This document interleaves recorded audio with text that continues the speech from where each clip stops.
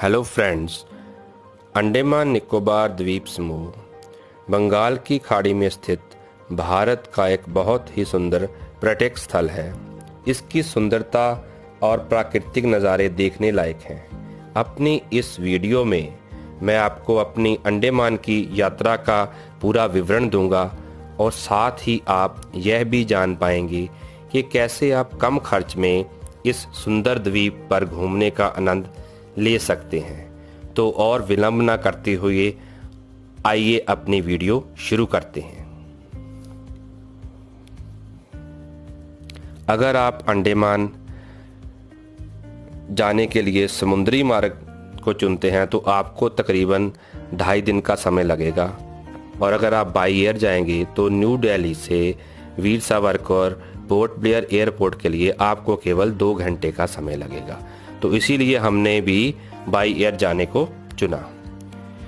मैं और मेरे मित्र, हम 2 परिवार थे, कुल 7 मेंबर, जिसमें के 3 बच्चे थे।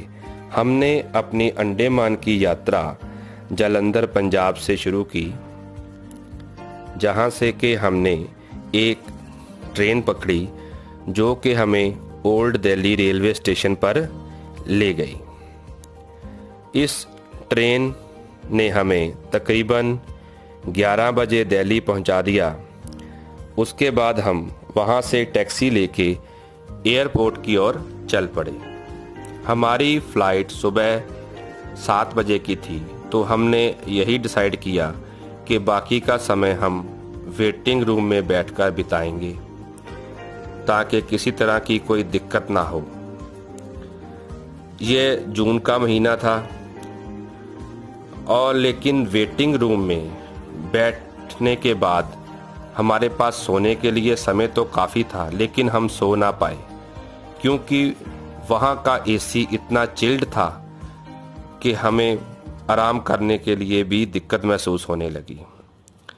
बोर्डिंग का समय होने के बाद हमने अपना बोर्डिंग पास लिया और टर्मिनल 3 की तरफ चल पड़े, जहाँ से कि हमारी फ़्लाइट जो कि एयर इंडिया की थी उसने टेक ऑफ करना था। फ़्लाइट पूरे 7 बजे टेक ऑफ के लिए तैयार हो गई। हमने अपनी सीटें ली। बच्चे एक्साइटेड थे, यद्यपि ये हमारी दूसरी हवाई यात्रा थी। फ़्लाइट पूरे समय पर न्यू दिल्ली से पोर्ट ब्लेयर के लिए उड़ चली। सुबह के समय होने के कारण फ़्लाइट में हमें नाश्ता दिया गया जो कि काफ़ी टेस्टी था। बच्चों ने भी नाश्ता खूब एंजॉय किया।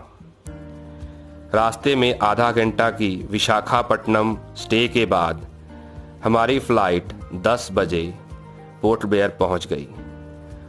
वहां पे जो मैंने टूरिस्ट गाइड किया था उसकी गाड़ी हमें एयरपोर्ट से लेकर हमारे होटल की तरफ चल पड़ी।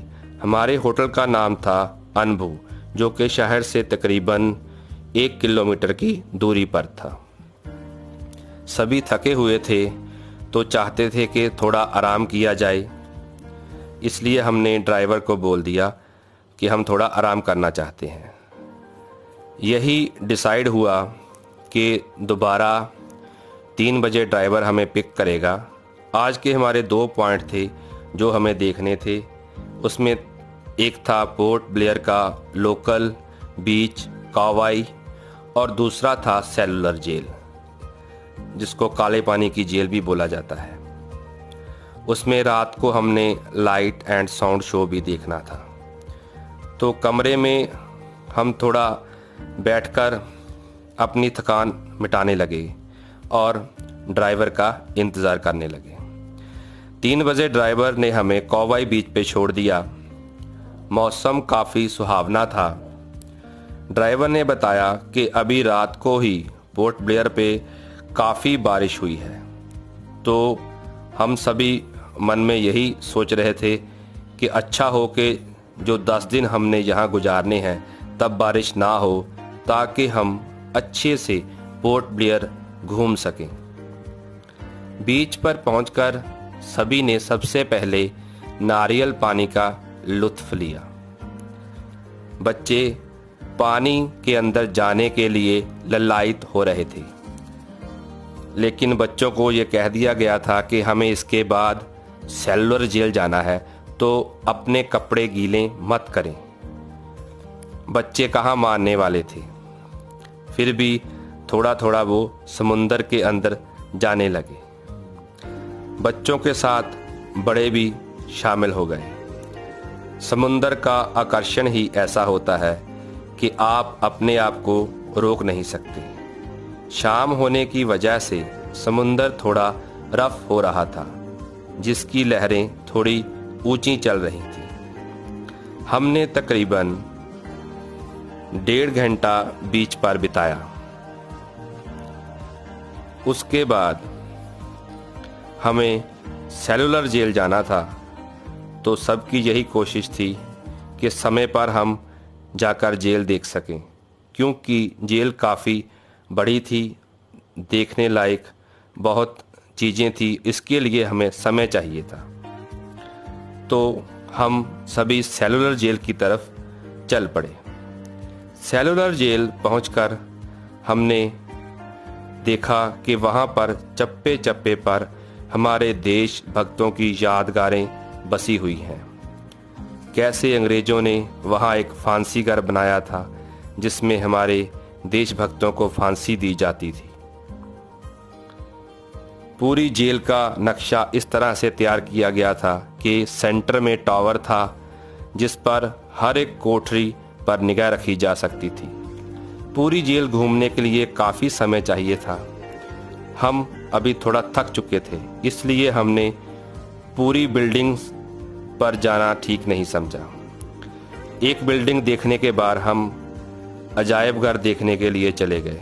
जेल के अंदर ही अजायब घर बना हुआ था, जिसमें के मूर्तियां बनाकर अलग अलग चीज़ें दर्शाई गई थी कि कैसे यहाँ कैदियों को यातनाएं दी जाती थी। उन्हें कोहलू पर तेल पीड़ने के लिए मजबूर किया जाता था। उनसे अनेकों काम करवाए जाते थे और कहना ना मानने पर कोड़े मारे जाते थे। इसी अजायब घर में जेलर की एक लक्कड़ की बड़ी कुर्सी भी रखी हुई थी, जिस पर बैठकर जेलर हमारे देशभक्तों को यातनाएं देने का ऑर्डर दिया करता था। जेल पूरी घूमने के बाद तकरीबन हमारे पास समय काफ़ी था, क्योंकि लाइट एंड साउंड शो शाम को 7 बजे होना था, तो इसलिए हमने थोड़ा फ़ोटो शूट किया जेल के नज़दीक ही। उसके बाद हम लाइट एंड साउंड शो देखने गए। बच्चे जेल में काफ़ी एक्साइटेड महसूस कर रहे थे। हमने उन्हें अपने इतिहास के बारे में भी बताया। मुझे इस जेल द्वारा दिखाया गया लाइट एंड साउंड शो सबसे बढ़िया लगा। मैंने अभी तक जितने भी लाइट एंड साउंड शो देखे हैं, सबसे बढ़िया प्रेजेंटेशन मुझे इस लाइट एंड साउंड शो की लगेगी। पूरा वातावरण देशभक्ति से लबालब भरा हुआ था। इसके बाद हमारे दिन का समय समाप्त हो रहा था। नेक्स्ट वीडियो में हम जानेंगे कि कैसे हम अगले दिन स्कूबा डाइविंग और रोज़ आइलैंड घूमने के लिए गए। नेक्स्ट वीडियो देखने के लिए इस वीडियो के नीचे जो सब्सक्राइब का बटन दिया गया है, उसे दबाकर वीडियो सब्सक्राइब कीजिए और साथ में बेल आइकन को भी दबा दीजिए, जिससे कि आप मेरी नेक्स्ट वीडियो देख सकेंगे। धन्यवाद।